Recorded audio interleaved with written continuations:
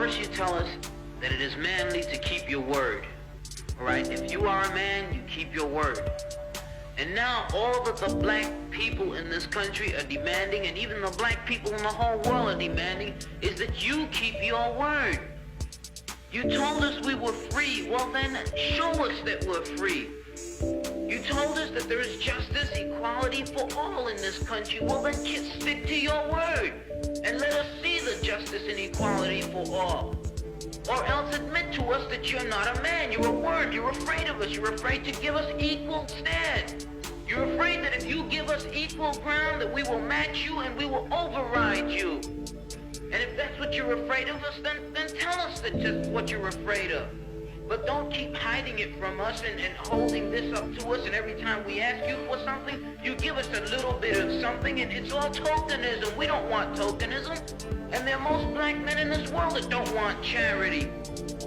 And yet still every time we ask you for something, you give us a little piece, a little piece. You're playing games with us. We're not children. We're big men. I've seen my father have to put up with all kinds of stuff. He was a big man. He raised a family. He went down south, and he had to go around to the back door with his wife. We're not asking for anything. We're not asking for any favors. All we want is what's ours. Now, there are many black veterans who are coming back, and they're mad, they're angry. Do you think that they're going to sit down through this? Our fathers didn't have the knowledge that we had. They sat through it.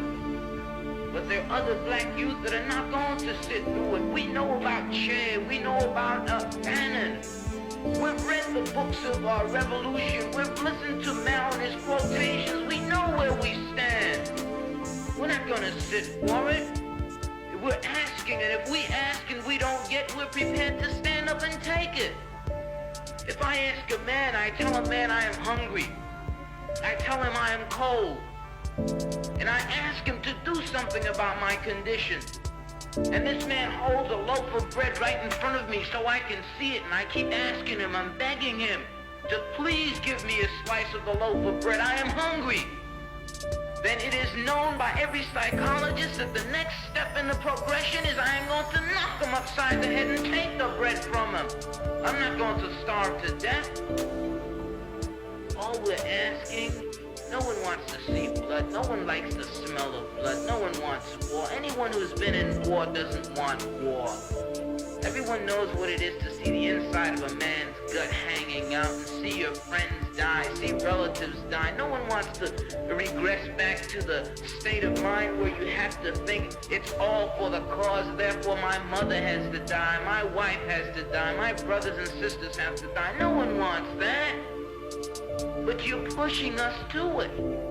You're leaving us no choice. We're asking, we're begging. The students up at Columbia, they ask. The brothers down south ask. The brothers in Latin America, the brothers in Africa, they're all asking. All they're doing is asking. Our fathers asked. Our grandfathers asked. The presidents of our universities, our colleges had to go to your back doors to beg that their children be given just enough money so that they could be taught something to live off. And yet still, they ask and ask and ask, and you refuse to give them anything. Now, we're just about out of patience. We're not going to ask anymore. The news media says that it's only the young that are militant, only the young that want this and want that. Okay, but we're 40% of the black population now. Or we were a year ago, and still yet we're climbing. Before long, we'll be 50%, 55%, and then we'll have the command.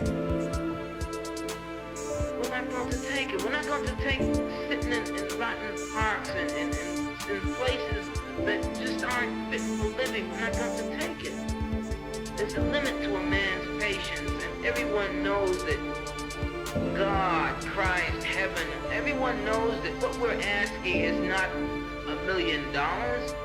What we're asking for is humanity. We're asking to be allowed to live like human beings. And God, you tell us that this is too much to ask.